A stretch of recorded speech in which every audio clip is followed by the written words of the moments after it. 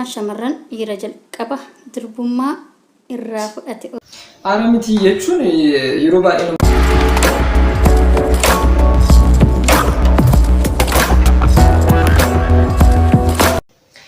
Ashamaa hordoftoota chaanaalii Yoonii Yookoo akkam jirtan fayyaa keessanii. Ani waaqaaf galatu nagaa koodha. Har'as viidiyoo tokkoon deebi'ee dhufee jira. Warri yeroo jalqabaaf gara chaanaalii kanaa dhuftan Yoonaasin jedhama. Chaanaalii kana subscribe gochuudhaan, laayikii godhuudhaan, sheerii nuuf gochuudhaan yaada fi qeeqaluu qabaattan immoo koomentii jala nuu kaa'uudhaan hanga xumuraatti faana ta'aa jechuun barbaada. Hordoftoota chaanaalii kanaa akkuma guyyaa darbee jechaadha keessummaa qabadhee isiniif dhufee jira. Keessummaa yookaan warra YouTube irra jiran keessaa keessummaa tokko isiniif affeeree dhufee jira jechaadha. Kanaafiyyuu turtii gaarii wajjin qabaanne jedheetan amanaa. Gaaffiiwwan tokko gaafadheen ture. Kanaafiyyuu deebisa isheen nuuf deebiste immoo wajjin laalla jechaadha. Turtii gaarii isiniif haa ta'u.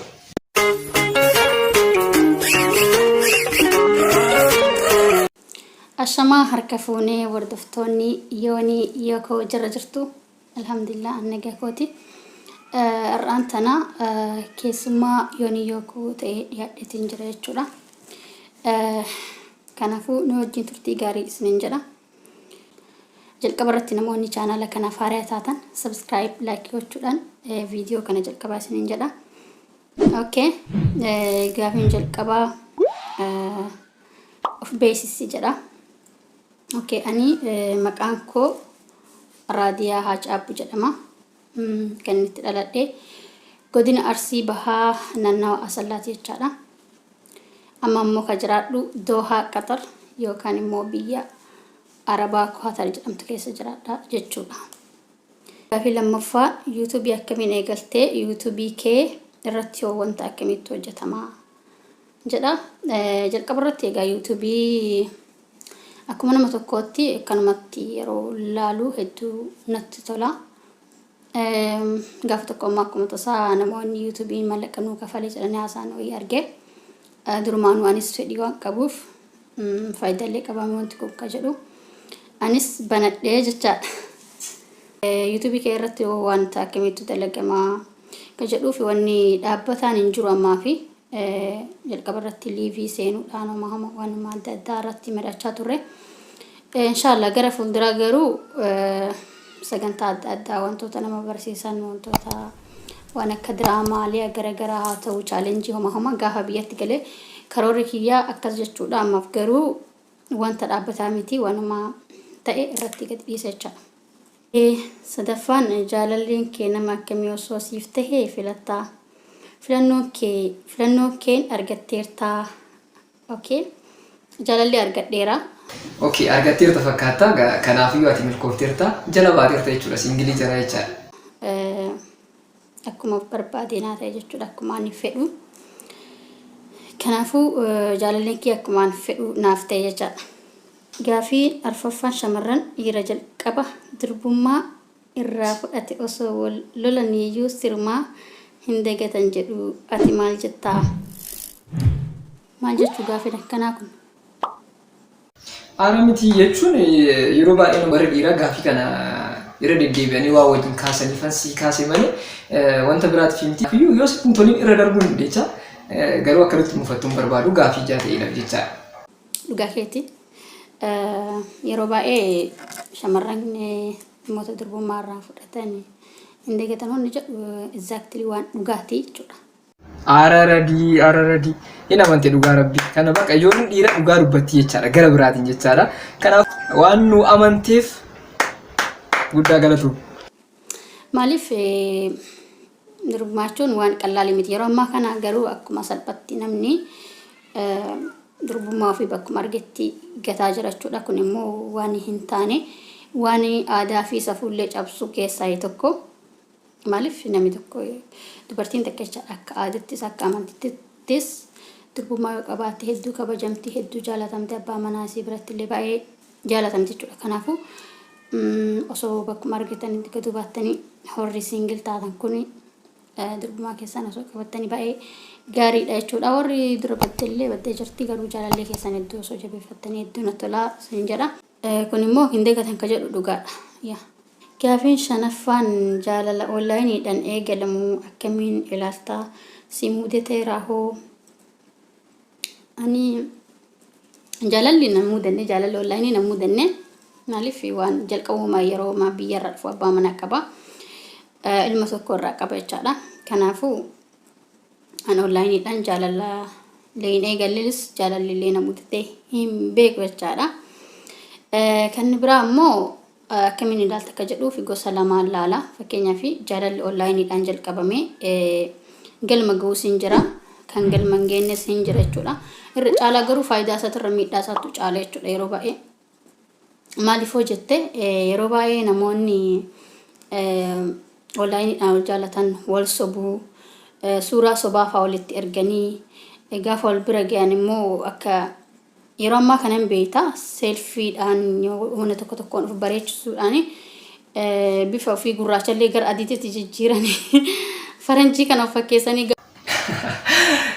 aniyyuu akkasitti fayyadama yeroo baay'ee jechaadha. Kanaafiyyuu akkuma ilaaltan fuulli kiyya baay'ee diimaa natti fakkaata gisee viidiyoo kiyya ilaaltanii garuu ani akkuma argitan kan gurraachaa jechaadha. Kanaafuu warri akkas fayyadaman keessa tokko aniyyuu akkasii jechaadha yookaan aniyyuu wanta akkasiidhaan fayyadamaa jechaadha. Gaafa immoo qaama wal bira gaan onni sun dhugaa ta'uu mala, dhugaa ta'uu dhabuu malas jechuudha, dhugaas ta'uu mala jechaadha. Kanaaf yeroo baay'ee jaalalli online irraa kun miidhaa faayidaa isaatiin miidhatu caala. Ammoo akkasumallee namoonni jaalalaan yaani online wal jaalatanii wal fudhanii bultii jaalatanis enuma jiru garuu harka irra caala miidhaa isaatu caala yeroo tokko tokko shamarree ta'inna salphamatti gowwoomuudhaan namni si jaaladha maal jedhanii jaalala dhugaanaaf qaba namni kun jedhanii mallaqa ofiillee bakki itti dhabanii akkasumallee waa hedduutti kasaaranii waan miidhaa hedduutu irraa gahaa jechaadha. Kanaafuu ani jaalala online persentii 100 keessaa kennifoonaan jette persentii 3 kennaaf jechuudha, 3 qofadhas. Radii dhugaa keetii namoonni baay'een gara online kanaan jaalala isaanii eegalanii kan itti milkaanis akkuma in jira jechaadha. Kun ifaan bilisa garuu akkuma ati jechaa jirtu namoonni baay'een immoo akkasuma sababa online kanaan nama hin beekne wal baraniif suuruma isaa ilaalanii wantoota akkanaa gochuudhaan yeroo wantoota baay'eetti dhaban hin argina jechaadha. Kanaafiyyuu dhugaa keetii jechaadha. Jaafaani ati biyya alaatti gaafa galtu jaalalleen kee nama biraa osoo fuudhee si eege maal gootaa? Jaalalleen koo nama biraa osoo fuudhee eege nacheessa malee inni isaan nacheessa. Akkasii miti jechuun kiyya bar fakkeenyaaf hin jedhe malee wanta akkasiiti miti. Si gala miti. Ani fakkeenyaaf hin jedhe malee akka dhugaatti fudhattuuf miti. Akkasummaa akkam goone. Nama biraan irratti fuudhee moo anniisu? No way. Bishaan horii natti kenname bishaan. Kinoo horiin jira kinoo. Kinoo yoo ati dhuguu baatte ani siif dhugee jira jechaadha rakkoon qabu. Bishaan siifan kenna rakkoon qabu ka bishaaniitiif. Jaalallee kiyya seriously osoo fuudhee na eege osoo natti himin fuudhee manuma kaayatee na eege battala sanitti hin beeku an wallaahi waan muddatu waan godhu hin beeku maal akka ta'e fiilingii baay'ee badaa tokko keessa akka seenuutu natti mul'ata jechaadha. Maaliif jaalallee koo hedduu waan jaaladhuuf akka nama biraa ijaan ilaaluyyuu fedhu abadan jechaadha. Narratti fuudhuu miti ijumaan jechuu no way. Dhageettee jirta haa waan kana ilaaluchaa ta'e. Garuu immoo gara dhugaatitti waas deemnu ta'e jaalallee koo osoo narratti fuudhe ta'e waan hedduu jaaladhuu fi akkasumallee abbaa ilma kootii waan ta'eef ilma koo immoo abbaa malee guddisuu waan hin feeneef bakka ofuma obsiisee relax ta'eetuma ilma koo guddifadha. Ayyee fuula keetirraa iyyuu mul'ata jechaadha. Jaalallee kee yookaan immoo abbaa manaa kee hangam akka jaalattu ati osoo akkanatti jaalattu innis gara biraa hin laala jennee to'i sirumaan fudhannu jechaadha. Kanaafiyyuu gaafa galtetti bultii gaarii kama jalqabaa san caalaa ho'ifattanii akka walitti jiraattan abdii kiyya asumaan bultii gaarii isiniif haa ta'u manni keessan kan yeroo hunda walitti ho'e isiniif haa ta'u jechaadha. Yoon immoo deeminarraa bayinarraa mana kiyyaa bayoon naan jedhe anis qabeenya sanirraa homa qabaa mere qabeenya naa qoodi jedheenituma ilma koo guddifadha jechaadha. Ilma koo guddifataatuma yoo inni furraa deemnaan jedhe garuu waan murteessu hin beeku. Bas yaani yeroo saniif garuu ani isa biraa deemu murteessu suma hojii taa'u murteessa jechaadha. Maal godhare kana jechaadha. Kanaafiyyuu homaan sodaatiin bayinarraa yaadamu waan ta'eedhaaf Okay. Mee mudannoo nu bohaarsu qabdaa nuuf qoodii jedha. Wallahi mudannoo baay'eedha garuu waan baay'ee kan nama bohaarsu tokko yeroo ijoollummaa kiyyaa yaani osoo biyyaan bahin dura yaani baay'ee ijoolleedha yeroo sanitti. Akkuma beekamu ani baadiyyaa naannoo baadiyyaatti dhaladhee guddadhe. Hiriyoota keenya wajjin nama ijoollee gurguddoo wajjin qoraan guuruuf deemne jechaadha. Qoraan guuruuf bakka deemnetti jaldeessan beektaa yeroo baay'ee jaldeessi hin dhabamu naannoo baadiyyaatti. Jaldeessi nutti dhufee jechaadha karatti. Achumaan qoraan baadhannee deemuu jirra. Qoraan kana ofirraa lafa kennee ariina jennee jaldeessa kana ariinee jechaadha. Ijoollee hiriyoota kan gurguddaa sana wajjin ariinee jennaan caakkeen jaldeessaa wii yoo isin jettu jaldeessa achumaan nutti fiigee quriin jechuudha. Abbaan jaldeessa saniini nama sadii ta'anii jaldeessa sadii ta'anii nu ari'an jechaadha. Boodarra ijoolleen hundi na biraa gurguddaa waan ta'aniif tarkaanfatanii fiigan ani boodatti hafee jaldeessi na qabatuuf anuma bira ga'e yoo ani ofirra milladhu anuma bira ga'e baay'ee na'ee bakka anumaa nafseen na dhuftee du'ee na fudhate jaldeessi kun na nyaate bakka har'a jedhee uf sabbaree namichi tokko akkuma tasaa naannoo san ture midhaan jaldeessan irraa eeguuf ture hin baddu jaldeessan nana jedhee jaldeessan irraa dhoorgee akkasitti narraa baase. Abjuudhalleen waa'ee majaldeessaniitu na dhufa jechuudha. Halkanillee yeroo rafuu wallaahi haga torbaan tokko jechuudha baay'ee tokko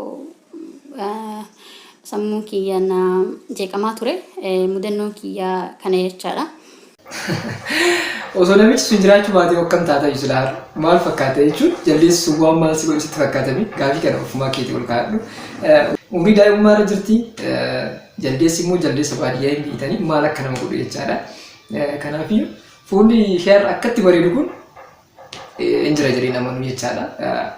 Hundaafiyyuu baga waa'ee kana jalaa si baase jechaadha.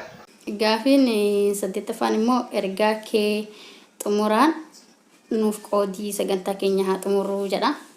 Ergaan koo xumuraagaa namoonni haaraa taatanii chaanala kanaaf haaraa taatan subscribe godhaa fi ilmaan Oromoo hundi keessanuu walaa jajjabeessinu wal bira haa dhaabannu. Video waliif haa laallu, like share waliif haa goonu, wal malee maal qabnaa. Osoo waliif taane nuyi wal kennaa maaliif orma eeyna maaliif orma jala deemnaa. Wal haa guddifnuun dhaamsa kooti. Dhugaa itti yaada kee kana nan deeggara. Osoo nuyi wal gargaarre yaada keenya osoo walii qoodne wanta hunda irratti osoo wal cinaa kan dhaabannu ta'e rakkoon qabu. Wal guddisuu yookaan iddoo guddaa ga'u baay'ee nutti ulfaatu jechaadha. Kanaafiyyuu warri hunda keenyayyuu jechaadha warra YouTube hojjechaa jiran hundi keenyayyuu hanga danda'ameen subscribe walii gochuudhaan viidiyoo keenya walii ilaaluudhaan akkasitti wal deeggaruu ni danda'ama jechaadha. Yaada keessa sirriitti hubadhaa nan deeggaras jechaadha yaada kan kee. Akkasumallee mucaan kun yoonii yookoo mucaa qaxalee biyyarraa kan inni sagantaa kana gadi isin dhiisu baasawee biyya keessatti ammoo shabakaan akkuma beekamu neetworkiin biyya keenyaa akkasuma maabiraatillee dargin biliciidhaa yoosuu badee dhufa jechaadha. Akkasuma immoo barumsarrallee jira waan ta'eef jajjabeessitanii akka YouTube isaan kun yeroo gabaabaa keessatti guddatuuf taasisaa. Akkasuma YouTube koos Faayoo Tube jedha. Tubii keellee subscribe naaf godhaa, like share naaf godhaa. Turtii gaarii wajjin taasifne hedduu galatoomaa yooniyaatis keessumaa kan kenna godhu keetuuf hedduu galatoomi. Hordoftoonni yoonii yookoo hundi keessanuyyuu baay'ee isin jaaladhaa. Viidiyoo kana yoo isinitti tole like share gochuudhaan hiriyoota keessaniif qoodaa. Turtii gaarii isiniif haa ta'u. Gama kiyyaan nagatti naaf turaa isiniin jedhaa. Bye bye. Turtii gaarii wajjin qabaachaa turre jechaadha. Faayoo Tube yookaan immoo raadiyaa jechaadha. Kanaafiyyuu atis yeroo kee aarsaa gootee sagantaa koo irratti na argamu keetiif guddaa isaa si galateeffadhe jechuudha. Akkuma ishiin jette jechaadha. Warri yeroo viidiyoo kan isinitti tole jechaadha.